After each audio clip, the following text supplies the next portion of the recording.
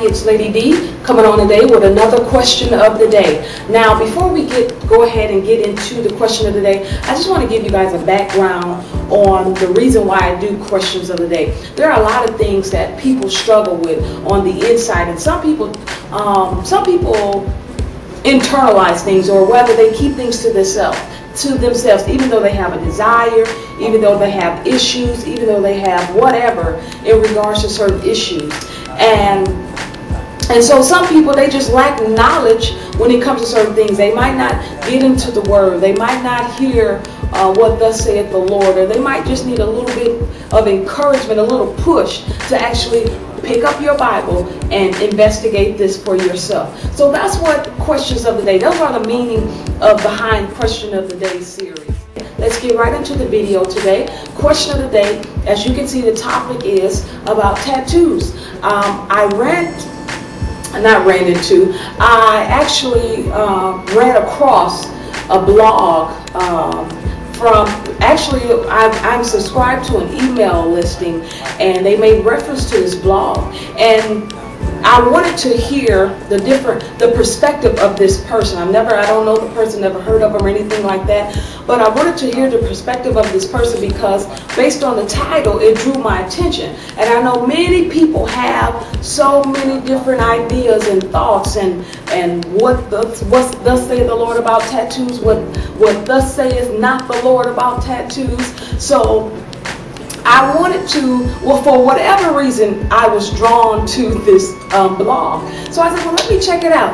And boy, was I surprised. I tell you, in all my years of being raised up in the church, being around church folk, being around all kind of people, I've never heard this perspective before, with actual scripture to support the stance on both sides. So it's really interesting. And when I say scripture, I'm not saying I'm for it, okay? I'm not saying I'm against it.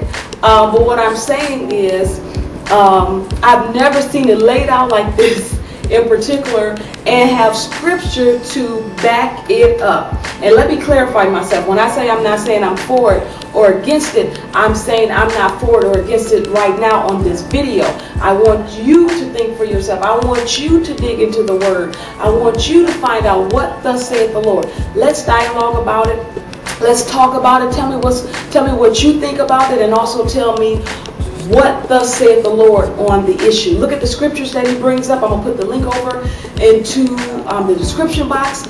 Look at the scriptures, find out what he's saying, and see if everything lines up, line upon line, okay? I'm not going to read the whole entire blog. It'll take up too much time, but I am going to get to the gist of his blog that I would like us to discuss regarding tattoos.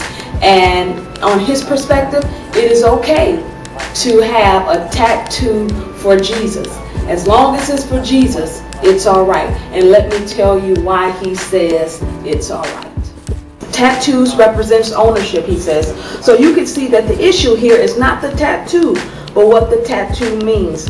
Tattoos represent ownership of the body. They also express devotion. They are self-expressions of what is important to the person's heart. For example, statements of worship. The problem with tattoos is that a lot of it is confused self-expression. That fleshly, selfish self-expression can change into demonic expression very quickly. People used to tattoo flowers and crosses, and now it's skulls and bones representing death. Oh, but doesn't the New Testament say we can't do whatever we want? No. Galatians 5:13 says, "Brethren, you have been called unto liberty. Only use not liberty as an occasion to the flesh, doing whatever your flesh wants, but by love serve one another."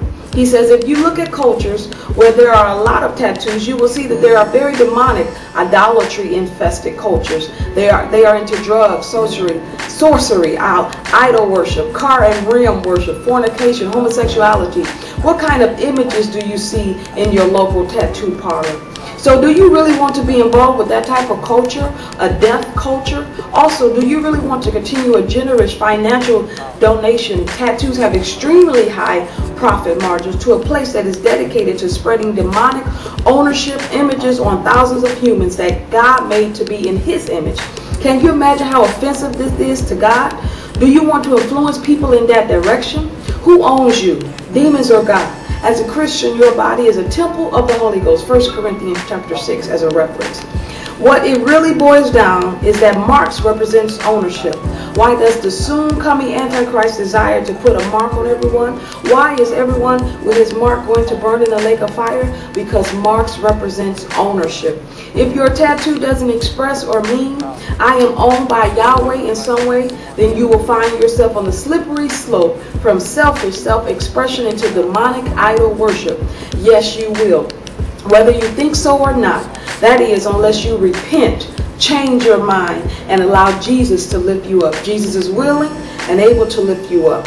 And the blood of his new covenant can wash our minds and our spirits clean from any impurities that we have or that we may have had in the past. But to those beloved partners and companions of our soon coming King, Christ purchased with that precious blood of our eager and jealous bridegroom, I say this: Jesus is the King of the universe. Express him.